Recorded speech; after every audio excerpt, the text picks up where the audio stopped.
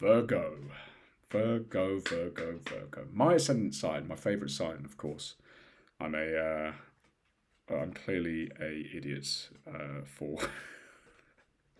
I think the reason I said that, is when I was like looking through the pack, the Fool came up. Anyway, one card, everyone knows the rules. You're not stupid, by the way, Virgo. You're absolutely fine.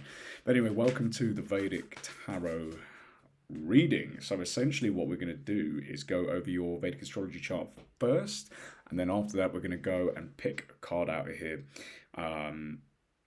basically just see what the universe has for us. This is for week commencing 27th of October 2025. So anyway, Virgo, right, start of the week, moon is into Sagittarius. It's in the Kendra. It's perfect. Fourth house Sagittarius, fantastic placement. The only thing is that it's getting aspected by a retrograde Saturn. Therefore, more discipline is needed. And if you don't implement that discipline voluntarily, it's going to happen involuntarily. And that's discipline with finances, siblings, working out more. What else? Vehicles, like vehicle-related issues might come as well. So don't ignore this, because otherwise a lot of issues could arise if it is ignored. So, and then also, like, it's really funny because, like, when the moon is influenced by Saturn, what can happen is that where Virgos are usually quite statistical and analytical, it can make us quite emotional and emotionally perturbed, disturbed, and all that kind of thing. So just be mindful that you're not doing anything silly. You're not doing anything out of pure emotion. Be careful, workplace kind of emotions and all that kind of thing, because it can mess your career up.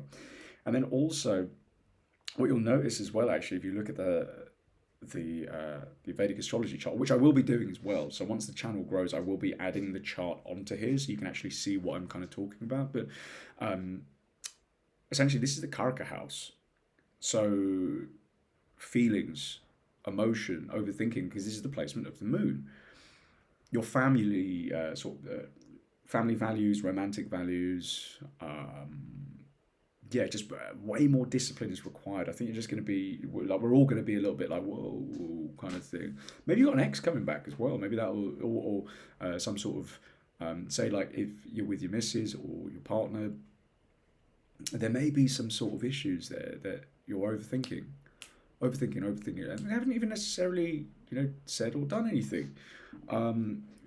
Just be mindful of that. Fourth house is also related to the mother. So therefore, if you look at the planets that are aspecting the fourth house, there might be some illness in your mother. So just be careful of that. It might be arthritis, joint pains, mobile issues, something like that. So just make sure that hopefully you are close to your mother, but if you're not, definitely reach out, make sure that they're going to the doctor, make sure that they've got all of the prescribed kind of antibiotics, and they're doing like sort of everything that they need to do to just get up to tip top magoo. So just make sure that they're there. But what you'll notice as well is that, like, when we move to the middle of the week, Mars is it's interesting because Mars is the 8th house lord, and now it's going 8th from itself, which is fantastic for longevity and health problems in you. But just be careful of your mother. Just make sure that she's okay. But really, really good results in kind of really good results for longevity as well. So if you've had some like long-term health issues, if you've had kind of things that haven't been looking on the up, this is when it all will go up. So I wouldn't worry about that too much at all. Third house as well is a Upchaya house. So it's the house of courage, strength, determination, drive, aggression, all of this thing, like this sort of thing. And when Mars is actually, because Mars is obviously responsible for courage, aggression, strength, action, you just want to be really, really careful, because okay, you got Mars and Mercury, which are now here in the middle of the week. you've got the fifth aspect of Jupiter, which is blessing it, which is fine. So for curiosity, creativity, love, all that kind of thing, fantastic. You'll be loved by everyone. Like everyone's going to love you. However, what I would say is just be careful of the aggressive elements of that could come around. Now, what do I mean by that? When Mars is in its own house, essentially, your words may be misconstrued or misinterpreted in such a way whereby it can cause some sort of conflict, whether it be at work, family, love life, something like that, friendships, anything like that. So just be really, really mindful of that. But other than that, like, it's perfect for like creativity, and you might pick up a new I don't know, a new hobby. You might get into painting, you might get into pottery, something like that.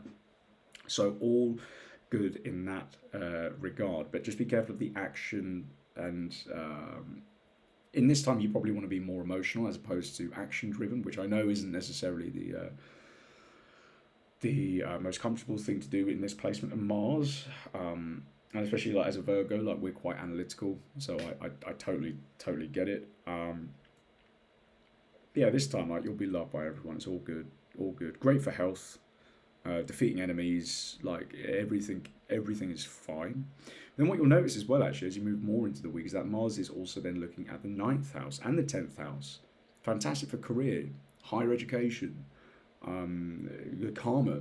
Like all of the hard work that you've put in is now coming to fruition, which is fantastic. Anyone that's been financially struggling at this time or anything like that, perfect, done. Struggles are over. Struggles are over. They're done. All like you're clearing your debts. You're working on yourself. You're making it like the plans that, because it's been a hard year. It's not been an easy year for any of the Virgo ascendant stars at all, including myself. So yeah, just be very, very mindful of that as well. And also what you might want to do, actually, because what you'll see is that you'll get the aggression to actually complete doing something. So I started this YouTube channel this week, and I had the aggression to actually make it happen. Because it, say for example, if you want to start a channel, this is the time to do it.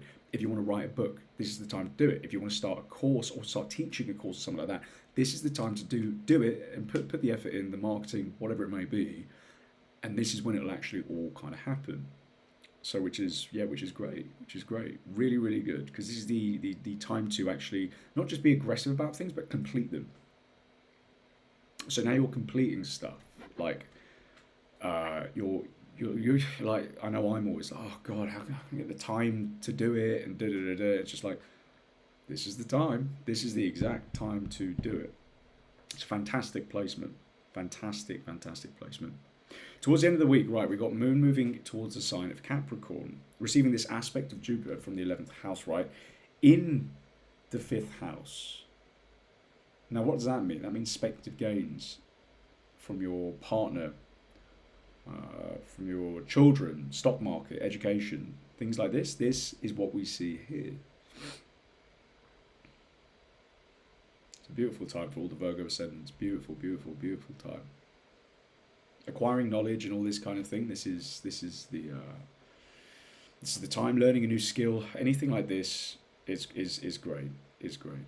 The only thing that I would say is that, especially like on Halloween, like if you are going to go out and you're going to party and whatever, just be really, really careful, because what we have here.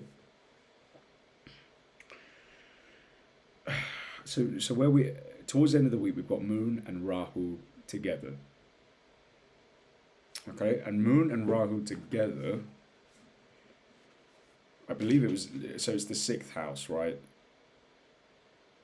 Yeah, okay, so 6th house. You've got Moon and Rahu together. Now, what does that mean? That could be water-based or food-based diseases, poisoning, illness.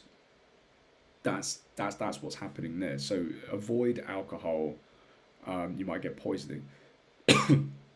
Avoid eating any exotic or funky foods. Make sure all of your food is in date. Make sure that just double check that milk in the fridge. Give it a sniff. Just be like, oh, fuck. Okay. Don't consume anything that might be outside of the realms of your own knowledge or your own comfort, because that could be quite dangerous, especially on Halloween. If you're going to go out on Halloween, 1, 2 beers, okay, see you, bye, then go home. That's what we need to see here. Otherwise, there could be some real issues there, especially in the stomach area. All of us Virgos, we're governed by the stomach area, the gut area. So just make sure that you're really, really safe at this point in time. And then the only other thing that I'd say for all of the Virgos out there is just be careful when it comes to making too emotional decisions in the workplace. Some emotion, great. You want to be open to other ways of thinking, other ways of learning, other ways of actually implementing what it is that you're trying to implement, whether it be on a project basis or something like that. But just think more practically. I would say about 70% practically, 30% emotionally, and you'll be absolutely fine. So let's see what the tarot is going to say.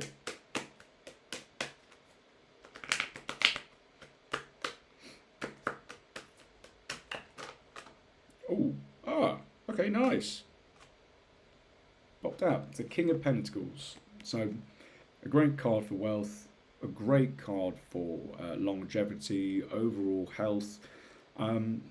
Yeah, I think it's going to be a great week for us. And anyway, my Virgo ascendants, love you lots. Take it easy. Hare Krishna. Have a great, great week.